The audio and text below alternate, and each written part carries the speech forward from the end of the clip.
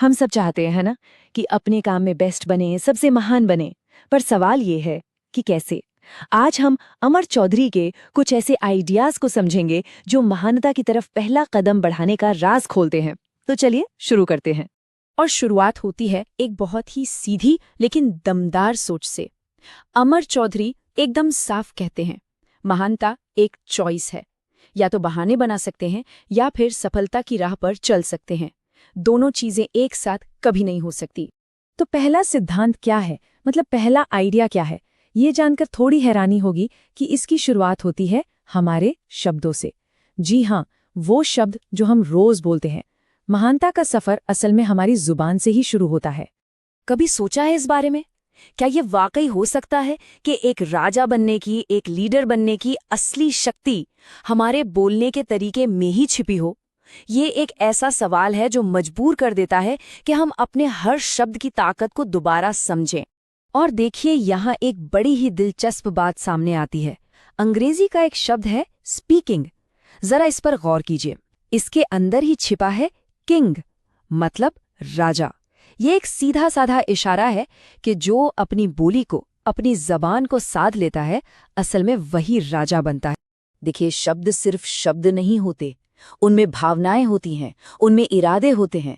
जैसे अमर चौधरी एक बहुत अच्छा उदाहरण देते हैं कि हम शिवलिंग पर जल चढ़ाते हैं, पानी नहीं, है ना? चीज तो एक ही है, लेकिन जब आस्था जुड़ जाती है तो वही साधारण सा पानी पवित्र जल बन जाता है। मतलब शब्दों का चुनाव बहुत ज्यादा मायने रखता है। ये एक जबरदस्त एनालॉजी है। सोचिए, हम सीधे सीधे अपने विचारों को नहीं बदल सकते, ठीक वैसे ही जैसे कोई चलती गाड़ी को हाथ से पकड़कर नहीं मोड़ सकता, है ना? लेकिन गाड़ी का स्टीयरिंग व्हील तो हमारे हाथ में होता है, और वो स्टीयरिंग व्हील है हमारे शब्द। अगर सही शब्द चुने जाएं तो विचारों की गाड़ी को अपने आप सही दिशा मिल जाती है। तो सवाल ये है कि इसे अपनी जिंदगी में कैसे लाएं? बहुत आसान है, कुछ सिंपल तरीके हैं। जैसे अगली बार कोई पूछे कैसे हैं, तो ठीक हूं की जगह बोलिए शानदार हूं। फर्क महसूस होगा, क्योंकि हर शब्द की अपनी एक एनर्जी होती है। और सबसे जरूरी बात, ये याद रखना है कि हमारे कान हमारे मुंह के सबसे करीब हैं। जब भी हम कुछ नेगेटिव बोलते हैं तो वो दुनिया में किसी और से पहले हम खुद सुनते हैं। तो चलिए, शब्दों की दुनिया से अब एक्शन की दुनिया में चलते हैं। यहाँ अमर चौधरी एक बहुत ही मजेदार और यादगार थियरी देते हैं। वो इसे कहते हैं चटनी थियरी। अब ये चटनी थियरी है क्या? इसका सार, इसका जो निचोड़ है वो बहुत सिंपल है। महानता उस चीज में छिपी है जो हम मुफ्त में देते हैं, मतलब जो हम उम्मीद से ज्यादा करते हैं। इसे कहानी से समझते हैं, बड़ा आसान हो जाएगा। मान लीजिए 2 समोसे की दुकानें हैं। दोनों के समोसे एक जैसे टेस्टी, एक ही दाम के। लेकिन एक दुकानदार साथ में मुफ्त की बड़ी मजेदार चटनी देता है। अब सोचिए, लोग कहाँ जाएंगे? जाहिर सी बात है, चटनी वाले के पास जाएंगे। कमाल की बात यह है कि लोग तो समोसे खाने गए थे, चटनी नहीं। पर वो जो एक्स्ट्रा चटनी मिली ना, उसी ने उसे बाकियों से अलग, मतलब असाधारण बना दिया। और यही बात चटनी थियरी को एक नई गहराई देती है। हमारी असली पहचान इस बात से नहीं बनती कि हम दुनिया से क्या लेते हैं, बल्कि इस बात से बनती है कि हम दुनिया को क्या देते हैं। इसीलिए तो देने वाला देवा कहलाता है, और लेने वाला वो तो बस लेता है। दुनिया हमेशा देने वालों को ही तो याद रखती है। अब ये सवाल हम सबको खुद से पूछना चाहिए। हमारे काम में, हमारी जिंदगी में वो कौन सी एक्स्ट्रा चीज है जो हम दे सकते हैं? हमारी अपनी मुफ्त चटनी क्या है जो हमें भीड़ से अलग कर सकती है? अच्छा, अब बात करते हैं उस चीज की जो सफलता की राह में सबसे बड़ी रुकावट बनती है। क्या है वो? डर और असफलता। अमर चौधरी का मानना है कि हमें इन चीजों से लड़ने की जरूरत नहीं है, हमें सिर्फ इन्हें देखने का अपना नजरिया बदलना है। इस उदाहरण को देखिए, ये बहुत पावरफुल है। अस्पताल में हार्ट मॉनिटर पर जब लाइन सीधी हो जाती है तो उसका मतलब क्या होता है? जिंदगी खत्म। और जब वही लाइन ऊपर नीचे होती है तो उसका मतलब है कि जिंदगी चल रही है।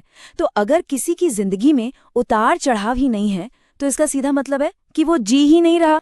बिल्कुल वैसे ही जैसे एक पक्षी को लगता होगा कि हवा उसे रोक रही है, पर सच तो यह है कि वो उसी हवा के सहारे आसमान में उड़ता है। हमारी जिंदगी की मुश्किलें भी वैसी ही हैं।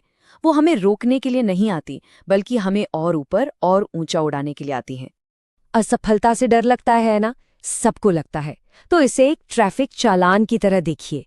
जब तक चालान नहीं कटता डर लगा रहता है, पर एक बार चालान कट गया तो डर खत्म।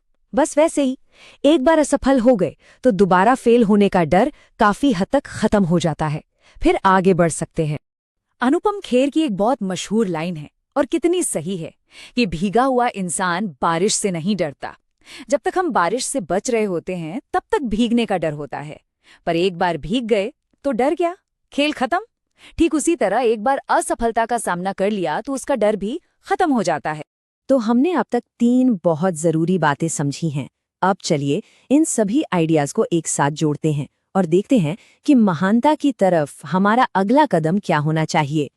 तो एक बार जल्दी से रिकैप करते हैं।